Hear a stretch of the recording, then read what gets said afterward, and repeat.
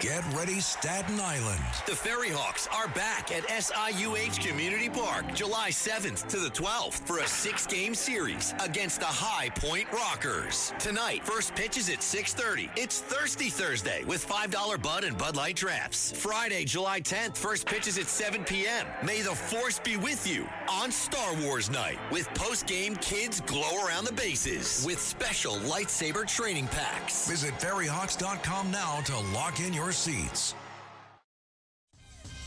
Welcome to a new era of baseball's great spectacle, the T-Mobile Home Run Derby, live on Netflix. The biggest sluggers in baseball put their talents to the test on All-Star Weekend. Raw power meets star power. Big swagger meets bigger slams. And you don't swing to make contact. You swing to make history. Watch the T-Mobile Home Run Derby live on Netflix this Monday, July 13th at 8 p.m. Eastern, 5 p.m. Pacific. So we have Putnam County Executive Kevin Byrne on the phone right now. Hi, Kevin. How are you? Hi, Kevin. Hey, Dick. Hey, Doug. It's good to be with you again. Thank you for having me. Good. So a 41-year-old, very dynamic county executive of Putnam County. Explain where Putnam is for those who are geographically illiterate. Kevin. Thank you, Dick. Of course.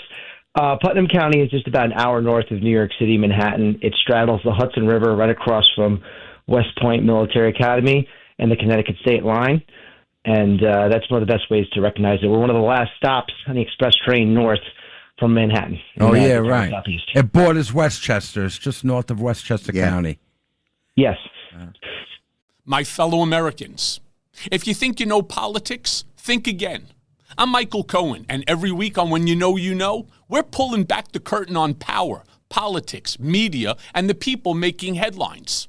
On my new WABC radio show, you'll hear conversations from names that you know. People like Jerry Falwell Jr., Anthony Scaramucci, Alan Dershowitz, and many, many more.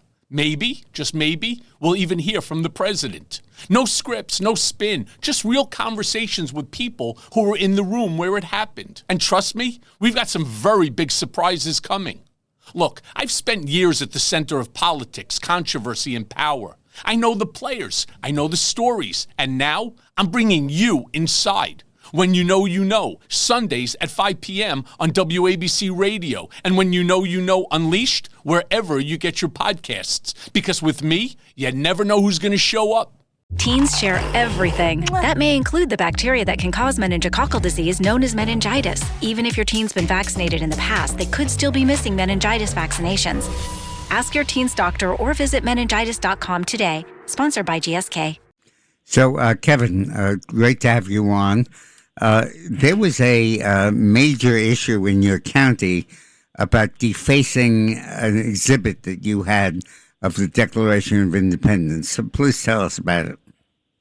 Sure. So I always say, Dick, that Putnam County is one of the most God-fearing, freedom-loving counties in America, and I believe that. We have very patriotic people in Putnam County. We love our military, our first responders, and we had, like many communities, a lot of celebrations for America 250. We're home to Constitution Island across from West Point, which has a lot of historical significance. But on July 3rd, we had a Sybil Ludington statue that was restored come back to Putnam County. And we had a large print replica of the Declaration of Independence for the community to engage and participate so a lot of school-age children could sign the Declaration and take part of this historic moment celebrating 250 years of independence. On July 4th, the next day, sadly, as people were celebrating all over the country, in the afternoon, a bunch of individuals came by, or several individuals came by in the afternoon and defaced the Declaration of Independence over the text, writing very offensive political graffiti like 500 years of genocide, abolish millionaires, abolish ICE, free Palestine, all this type of stuff that's just designed to spoil our celebration and to take away from 250 years of independence. We do have security cameras and security footage. I know police responded. Our sheriff's office, we have an independently elected sheriff. He's investigating it. But what is also concerning is just a couple of days later, and this was recently reported in the New York Post, the Sybil Ludington statue that we had restored. Explain who she was. Yeah, it was awesome. Oh, Sybil Ludington is one of our heroines in Putnam County, Revolutionary War hero. Her father was Colonel Henry Ludington, and was in the local militia. And she, as legend says, in 1777, a year after the Declaration, she rode over 40 miles to alert her father's militia that the British were coming to burn the city of Danbury. And so folks in Putnam County take a lot of pride in Sybil Ludington's story because she rode almost a female twice as Paul long. Revere. Yeah. Exactly. So it's she's the icon, the heroine. Even though General Israel Putnam is our namesake and he's a hero from the Battle of Bunker Hill, a lot of people in Putnam County take great pride in Sybil Ludington's story. And after we restored this statue that was falling into disrepair, had oxidation all over it, she looks beautiful. But during the rainstorms after July 4th, it was revealed that there was something suspicious on it, and there was paint at the base of the statue. So we had it investigated, and there's this, whether they're connected or not, we don't know, but that's being investigated. That's textbook vandalizing a historic monument. But the good thing is because we restored it and had a wax coating, our restoration team was able to clean it very quickly, so there's no permanent damage. But it speaks to just how people are wound up, and that's not a First Amendment, practicing your First Amendment. You want to say you're upset, put it on your own sign. Right. You don't deface public property. And, the people that signed the Declaration of Independence, 250 years ago, they did it at great risk to themselves and their families, their bounties on their heads. The people, the individuals who I don't believe are kids, these are adult activists on the hard left, they didn't sign their names because they're cowards. Yeah. So don't tell me it's a First Amendment issue when you're hiding. This is just to me. This is just anti-American. That's all it is. It's not protesting about. This is horrible. Thinking about the Kevin, soldiers. You first came to my attention when a friend of mine who lives in Putnam County talked about your efforts to deal with homeless and with illegal immigrants from New York. Tell us a little bit about how Putnam County has really stood out in the metropolitan area in the way you're handling this issue. Choice Hotels get you more of what you value. Here's a little tune to help you remember. Same drive, different day. Don't you wish you were getting away? Pack your bags and come on through. Texas, Ohio, Alaska, we're up there too. Comfort Inn, it's calling your name. Save on the stay. Oh, and free waffles are yours to claim. Well, I hope you like my little song. Book direct at choicehotels.com. Oh, thank you. So that's another issue that it comes back every so often.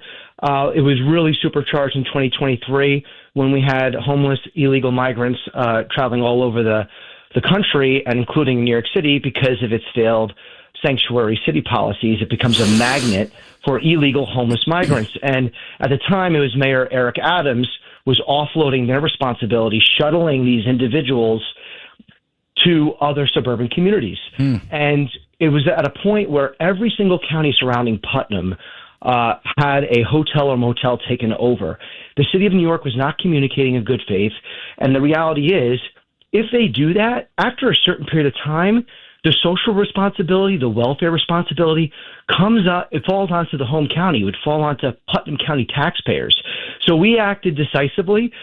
We enacted an emergency declaration. I actually worked with the legislature at the county level, passed a local law, declared Putnam County a rule of law county, so we could make it very clear that we are not a sanctuary county. Good. And the city of New York sued us at that time. We fought back. The suit was dismissed in its entirety. The reality is they shouldn't be able to offload their responsibilities onto their neighboring communities. That I believe in that strongly. It's not fair to anyone, including those people who are in the country illegally for whatever their circumstances. You shouldn't be just shuttling people around like that. And it's not fair to fall on Putnam County local taxpayers. But we pushed back hard. we got all sorts of ugly names hurled our way because people Of are course. misinformed. And now you have it only gets harder because of these failed policies at the state level with Kathy Hochul and the state legislature in Albany trying to codify these measures to make New York a sanctuary state. And I used to be in the state assembly representing Westchester and Putnam, so I'm familiar with some of these just ridiculous laws, pro-criminal laws, eliminating bail, discovery reform, trying to make it impossible to communicate with federal law enforcement. We've seen that only be supercharged. I've seen activists at our local school board in Mayapack, where I live and call home, the Mayapack School Board. You had activists trying to call for one of their board members to resign. They were doxing him because he is a federal agent and works for ICE. I voted for the man because that makes me feel better that we have someone with law enforcement experience on the school board. In the New York metropolitan area, it is very refreshing to meet Kevin Byrne and to understand that he stands up for American values and has been very effective, I think, in making Putnam County really an island of liberty in the New York metropolitan area. So thank you, Kevin. I'm very happy you came on the show. Thank you so much, Kevin.